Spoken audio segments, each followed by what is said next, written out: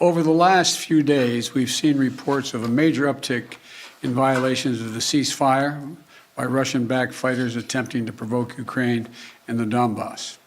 For example, a shelling of a Ukrainian kindergarten yesterday, which Russia has falsely asserted was carried out by Ukraine. We also continue to see more and more disinformation being pushed out to the Russian public, including Russian-backed separatists, claiming that Ukraine is planning to launch a massive offensive attack in the Donbass.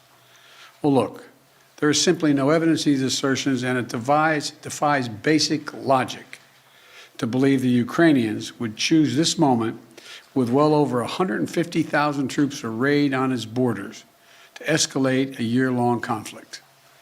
Russia's state media also continues to make phony allegations of a genocide taking place in the Donbass and push fabricated claims warning about Ukraine's attack on Russia without any evidence. That's just what I'm sure Ukraine's thinking of doing, attacking Russia.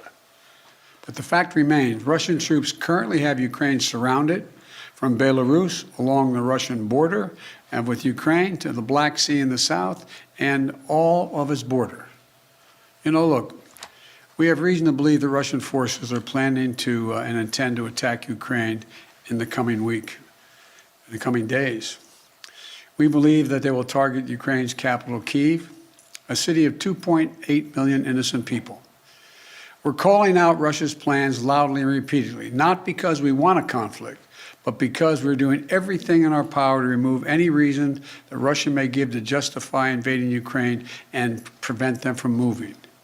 Make no mistake, if Russia pursues its plans, it will be responsible for a catastrophic and needless war of choice. The United States and our allies are prepared to defend every inch of NATO territory from any threat to our collective security as well. We also will not send troops in to fight in Ukraine, but we will continue to support the Ukrainian people. We will hold Russia accountable for its actions. The West is united and resolved. We're ready to impose severe sanctions on Russia if it further invades Ukraine. But I say again, Russia can still choose diplomacy. It is not too late to de-escalate and return to the negotiating table. There are many issues that divide our nation and our world, but standing up to Russian aggression is not one of them. The American people are united. Europe is united. The transatlantic community is united. Our political parties in this country are united. The entire free world is united.